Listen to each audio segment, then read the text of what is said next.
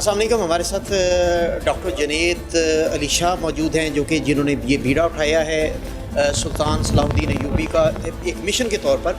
और ये जो आज की तकरीब है उससे जो मैसेज मिला है वो ये कि ये एक बड़ा मिशन है और ये एक ड्रामा सीरियल नहीं बल्कि ये एक मुस्लिम तशख़्ख़ुस को उजागर करने के लिए एक मिशन है जिसका आज इफ्तिताह किया गया।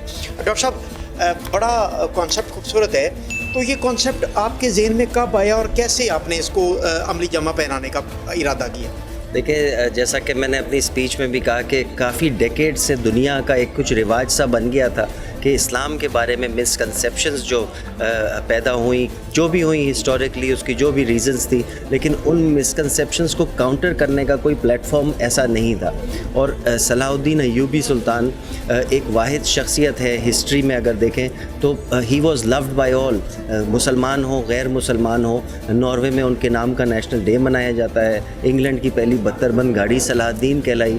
तो ये वो कैरेक्टर हैं जिन्होंने इस्लाम की सही तालीम जो है कुरान और सुन्नत की, उसको फ़ॉलो किया और लोगों तक वो पीस का मैसेज, अमन का मैसेज, मोहब्बत का मैसेज पहुंचाया। तो मेरी दोस्ती डॉक्टर काशिफ अंसारी से बहुत पुरानी है और उन्होंने इस मिशन का ज़िक्र किया कि कैसे रास्ता ढूंढा जाए कि हम वो मिशन, वो उसी मैसेज को दोबारा से जगाएं और दुनिया तक पहुंचाएं और ये सारे मिसकंसेप्शंस को काउंटर करें, क्लैरिफाई करें। तो मैंने लब्बैक कहा उनके साथ।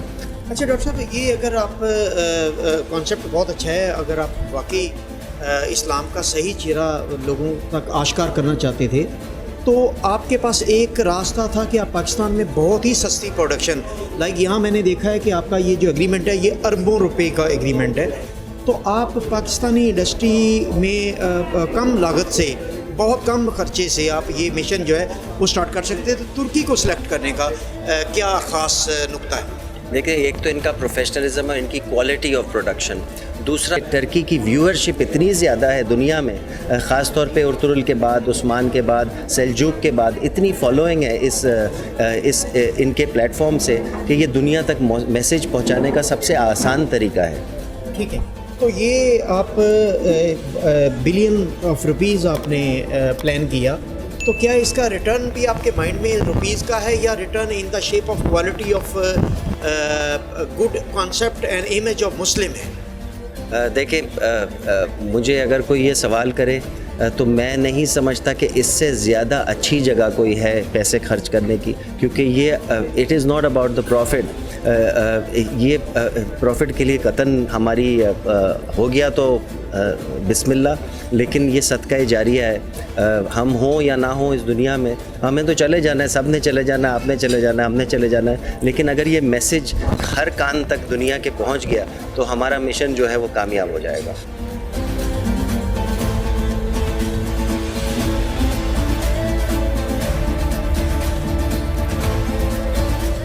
अस्सलाम वालेकुम एमरे ब्रदर, आप ये बताएं कि ये सलाहुद्दीन अय्यूबी, सुल्तान सलाहुद्दीन अय्यूबी का ये जो है आपका मिशन, आपका ड्रामा सीरियल, ये दूसरे ड्रामा से किस तरह डिफरेंट होगा? आप क्या डिफरेंट कॉन्सेप्ट देना चाहते हैं जिससे व्यूअरशिप जो है वो आपकी मैक्सिमाइज हो?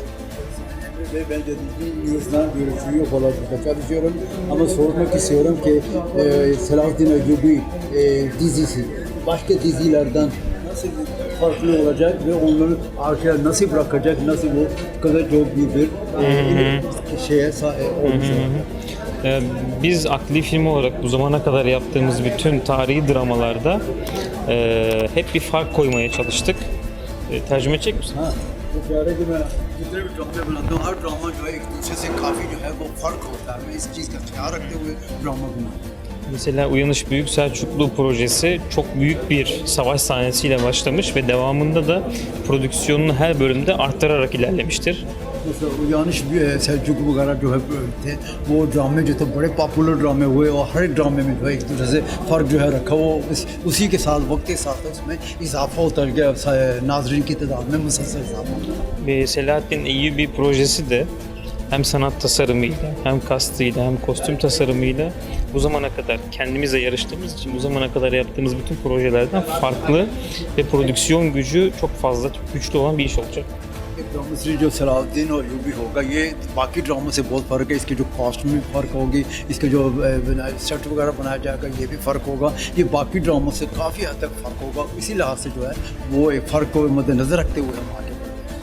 Her şeyden önce proje Kudüs'ün İslam dünyası için ne kadar önemli olduğunu bir kez daha hatırlatması anlamında çok anlamlı bir proje. ये प्रोजेक्ट जो है एक्चुअली देखा जाए अलकुस को जो है आलम इस्लाम और दुनिया को बताने के लिहाज से जो है बड़ी अहमियत का हामिल है और ये हमारा मकसद ही यही है। अच्छा, आपने ये कहा है कि इसमें 25% जो है वो जो आर्टिस्ट होंगे वो पाकिस्तान से होंगे और 75% जो है वो तुर्की से होंगे। तो क्या ये लैंग्वेज तर्कश ही होगी और जो पाकिस्तानी आर्टिस्ट लिए जाएंगे उनको टर्किश लैंग्वेज पर कैसे अबूर होगा? Dediniz ki %25 olarak Pakistanlı artist olacak ve %75 Türk oyuncu olacak ama dil olarak Türkçe mi olacak yoksa Urduça? Nasıl onlar Urduça olarak mı nasıl onu şey yapabileceksin? Onlar işin biraz teknik kısımları. Pakistanlı oyuncularla ilgili iki ihtimal var. Ya onlar bizim Türkçe sahneleri ezberleyecekler, Türkçe oynayacaklar fakat Pakistan'da gösterilince komple bir Urduca dublaj yapılacak. दो technical हासिल की question है आपका वो जो है या तो ये किया जाएगा उनको जो टर्की ज़बान सिखाई जाएगी या फिर उनको ज़बानी याद करना पड़ेगा डायलॉग वगैरह है या फिर उनको बाकी तरीके कार जो है वो अपनाना पड़ेगा। Ya da Urduca oynayacaklar onlar sahnelerde. Biz Türkçe dublaj yapıp öyle yayınlayacağız Türkiye'de. या फिर वो उर्दू में बातचीत करेंगे सारा कुछ हम उसको जो है टर्किश में वो कर देंगे। डबिंग कर। अच्छा, इसमें ये जो है ड्रामा सीरियल, इसमें जो सेट है वो जैसा कि दूसरे तारीखी ड्रामों का जो वर्चुअल नहीं है वो फिज़िकल सेट है, तो क्या आप भी फिज़िकल सेट इतना ही बड़ा क्रिएट करेंगे इस ड्रामे के लिए? Biliyorsunuz bütün dizilerde setler, platolar çok farklı olmuştu ve çok büyük bir yer kaplamıştı. Ama bu Selahattin Eyyubi'nin de platosu çok büyük olacak. Onu da aynı şekilde mi yapmak istiyorsun yoksa başka bir çare var mı? Yok, yine büyük bir plato yapacağız. Mesela bizim Uyanış Büyük Selçuklu platosundaki saraylarımız, hanlarımız gerçeğiyle neredeyse birebir yapıldı ve dekor matematiğinde yapılmadı. सारा कुछ जो है वो original जैसे बाकी set में सलाहुद्दीन का जो आपने देखा होगा büyük सेल्चुक का जो होगा वो भी सेट जो है बहुत बड़ा है उसमें महला जो है वो उसी शक्ल में हमने बनाया गया इसी तरह इसका भी। Genelde dekorları inşa ederken işte kapıyı açtığınızda arkasında bir oda yoktur.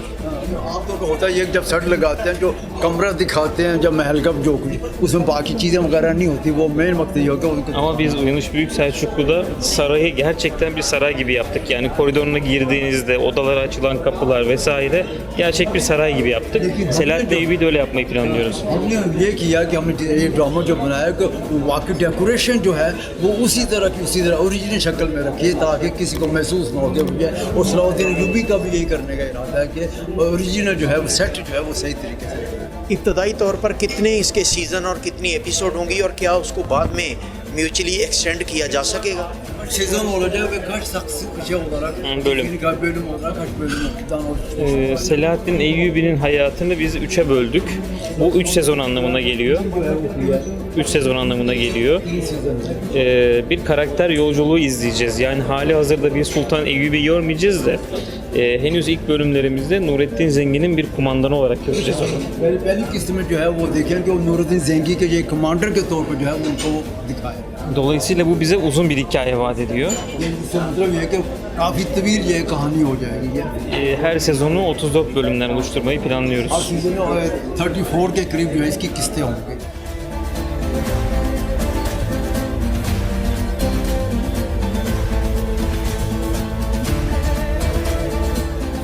अस्सलाम वालेकुम, हमारे साथ डॉक्टर काशिफ अंसारी साहब हैं जो कि रुए रवां हैं। जय डॉक्टर साहब, डॉक्टर जुनैद साहब ने कहा कि बुनियादी तौर पर ये कॉन्सेप्ट आपका था और आपकी ख्वाहिश थी, दिली ख्वाहिश थी कि आप इसको जो इस्लाम का सही तशख़्ख़ुस है उसको बहाल करने के लिए आप इस मिशन पर काम करें। तो कब ये आइडिया आपके ज़हन में आया और कब आपने इस पर अमली जमा पहनाने का प्लान किया?